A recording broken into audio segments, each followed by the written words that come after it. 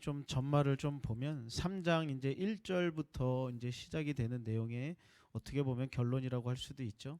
이제 느부갓네살 왕이 금으로 이제 신상을 만들게 됩니다. 높이가 60규빗이고 너비는 6규빗. 이 규빗이라는 것은 사람이 팔꿈치, 손목에서 팔꿈치 정도의 길이를 말해요. 그래서 한 45cm 정도를 말합니다. 그래서 이게 한 약 27m 정도의 높이고 너비는 어느 정도야? 그러면 약 2.7m의 너비가 되는 금 신상을 만들어 놓고 거기에 일제히 다 절하게 만들어 놓은 거예요. 근데 오늘 다니엘의 그 세 친구가 나는 그럴 수 없다라고 하면서 거부하고 있는 거예요. 나는 하나님만을 섬깁니다 라고 말하면서 거역을 했던 상황입니다.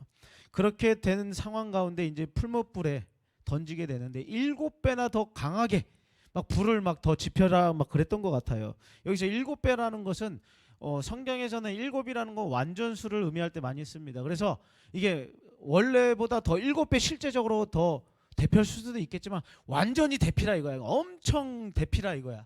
그래서 이들이 살지 못하도록, 그러니까 그 분이 막 났다라는 것을 의미하겠죠. 그래서 그들을 거기에다가 맹렬한 불에 던져서 그들을 죽게 해라. 그리고 그들이 많은 사람들이 그것을 보고 자기가 만든 그 금신상, 더 나아가 느부갓네살 그 왕만을 섬기게 해라, 뭐 이런 의미로 이러한 일들을 행하지 않았겠습니까? 그런데 그것을 거부하고 그렇게 아니하실지라도, 그러니까 난 죽을 걸 각오하고 그렇게 왕에겐 절할 수 없다라고 18절에 말하면서 이제 오늘 말씀이 이어지게 되는 것이죠. 그때 이제 그들을 이제 다 풀무불에 던져 놨는데 신기한 걸 보게 된 거예요. 19절에 보니까 뭘 봐요? 19절에 보니까 느부갓네살이 분이 가득하여 사드락과 메삭과 아벳느고를 향하여 얼굴빛을 바꾸고 명령하고 이제 그들 풀무불에 던져 넣으라고 말합니다. 그런데 24절에 보니까 신기한 걸 보게 되는 거야. 왕의 이 세 친구만 던져 넣었는데 신기한 걸 본 거예요. 24절에 보니까 그때 느부갓네살 왕이 놀라 급히 일어나 모사들에게 물어 이르되 우리가 결박하여 불 가운데 던진 자는 세 사람이 아니었느냐. 그러니까 세 사람을 풀무불에 던져 넣었는데 지금 뭐라는 거야? 25절에 보니까 왜 4명이 있냐 있는 거야. 3명이 들어갔는데 왜 4명이 있냐라는 거야. 그러니까 신기하고 놀라운 일을 보게 된 거야. 근데 그 넷째 모양이 신들의 아들과 같도다 라고 말하는 모습을 보게 된다라는 것입니다. 여러분, 우리가 살다 보면, 또 하나님 뜻대로 살다가 보면 고난이 없는 게 아니에요. 미안한 얘기지만 하나님 뜻대로 살아가면 더 피곤하고 힘든 일이 더 많아. 그런데 하나님 뜻대로 끝까지 살아가는 게 중요해. 어쨌든 오늘 자기의 생명까지 잃어도 괜찮다라는 그 믿음 가지고 하나님을 선택하고 하나님의 그 신앙을 잃지 않고 그 믿음의 선택을 했던 그들에게 풀무불이 사라지는 게 아니라 어떻게 되는 거야? 풀무불에 들어가는 일이 일어나는 거야. 여러분 잘 기억해야 돼. 하나님은 우리에게 때로는 시험을 당하지 않도록 시험 오기 전에 피하게도 하지만 하나님은 보편적으로 어떻게 일하시냐면 시험을 통과하게 하셔. 고난이라는 그 시간을 걷게 하신단 말이야. 이걸 잘 기억해야 돼. 예전에 목사님이 가르쳤던 어떤 초등학생이 이런 이야기를 했어. 자기는 하나님이 살아계신 것을 버스가 5분 안에 오면 믿고 아니면 안 믿겠다 뭐 이런 그지 같은 소리를 하는 아이가 있었어. 근데 5분 있다 왔을까 안 왔을까? 응? 왔을 것 같아 안 왔을 것 같아? 안 와요. 버스는 버스 오는 시간에 오지 자기가 오라는 시간에 안 온단 말이야.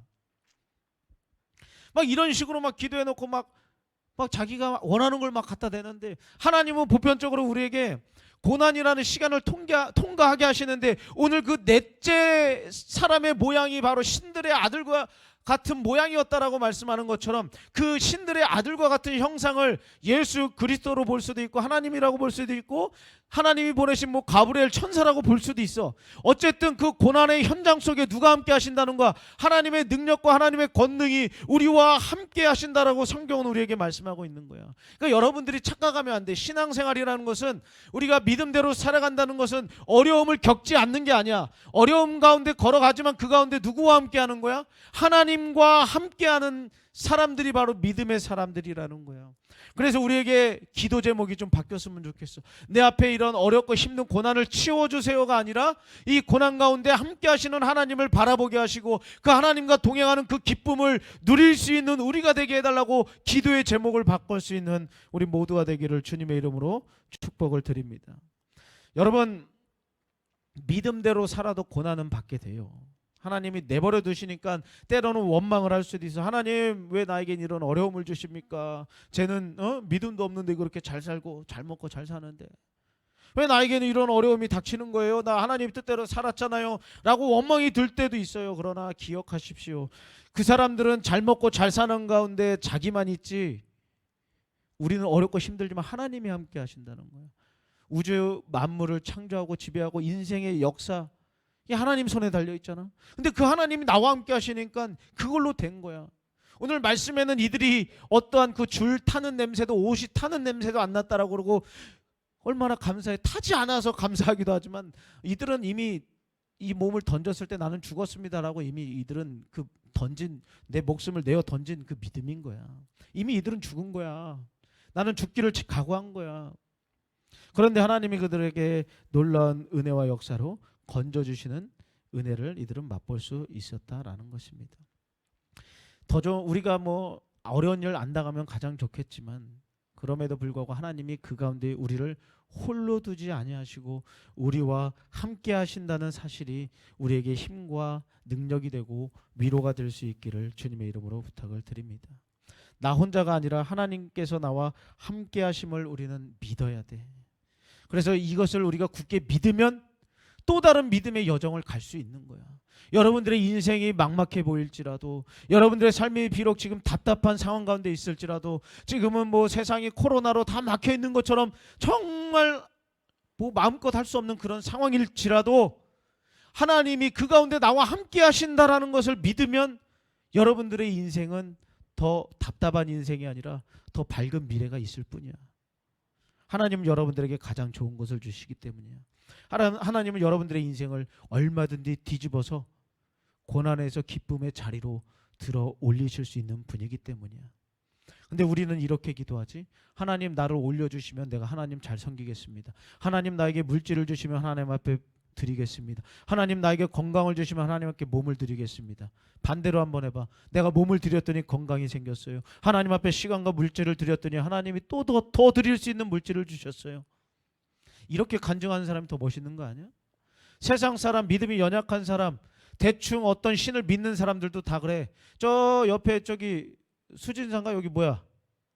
맞죠? 거기 가도 뭐 비나이다 하고 뭐 어떤 이상한 뭐 기독교 사람이 갖다 불질렀대. 그 이상한 사람이야.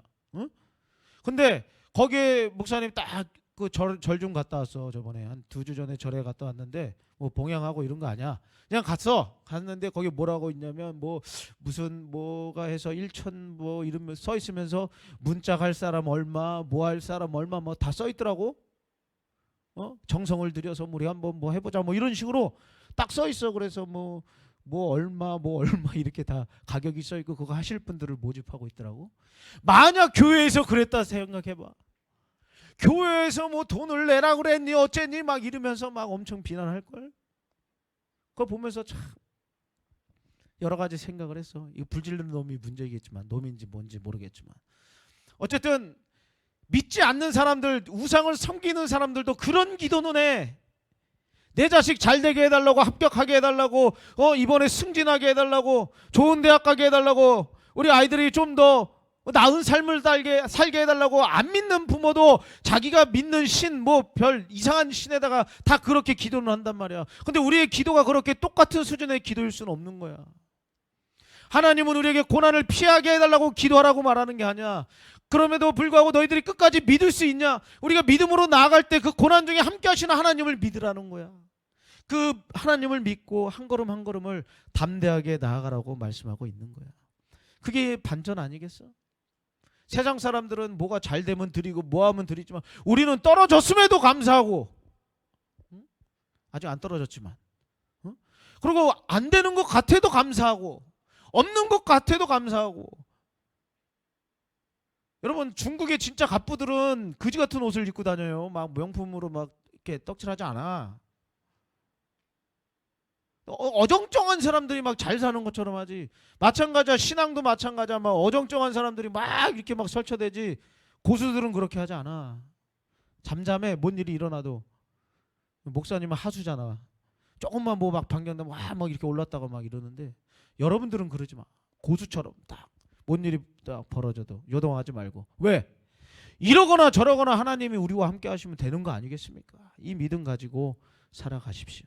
그러면 여러분들의 인생은 정말 놀라운 인생이 되는 거야. 자, 또 한 가지 우리가 생각해 볼 것은 어려움 중에 함께 하시는 그 하나님이 어떻게 우리의 인생을 반전시키느냐는 거야. 자, 고난이라는 풀무불, 인생의 믿음으로 살다가 어려움을 당하는 그 순간들에 하나님은 이 고난을 통해 영광을 받으신다는 거야. 되게 좀 이상한 것 같지? 고난을 통해 영광을 받아? 여러분, 고난에 들어갔을 때 이들의 믿음이 많은 사람들이 볼 만큼의 그 믿음이 될 수 있는 거예요. 난 맨날 그냥 뭐 예루살렘을 향하여 3번 기도하고 나는 하나님 믿습니다 막 이렇게 막 하고 다니는 것보다 오늘 중요한 순간이 찾아온 거야. 금신상에 의해 절하면 살 수 있고 자기가 가진 그 권력도 누릴 수 있고 자기가 가진 그 자리도 막 유지할 수 있어. 그러나 나는 그 금신상에 절하지 않고 나는 하나님을 섬깁니다. 하나님만을 높입니다. 난 하나님만을 예배합니다. 이런 마음을 가지고 이들은 그럴 수 없다라고 거절했을 때 많은 사람들이 그들에겐 분명히 손가락질했을 거야. 아이고 미련한 놈들. 야, 니네가 믿는 하나님이 도대체 뭐간디 그렇게 너희들이 그렇게 하는 거야? 막 이러면서 막 손가락질할 수 있어. 그래서 막 오히려 하나님이 욕먹는 것처럼 보일 수 있는 순간일 수도 있어. 어정쩡하게 하면 하나님이 욕먹고 끝나지만 이들처럼 끝까지 믿음으로 살아가면 놀라운 일이 벌어지는 거야. 타지도 않고 이들이 그냥 머리털 하나 상하지 않고 다시 그냥 온전한 모습으로 나오게 되잖아. 하나님이 이걸 통해 영광을 받으시는 거야. 고난이라는 시간 속에 우리가 믿음으로 발걸음을 내딛었을 때 하나님은 그걸 영광스럽게 받아준다는 거야. 여러분들이 어렵고 힘들지만 믿음으로 살아갈 때 하나님은 그걸 기쁘게 받아주신다는 거야.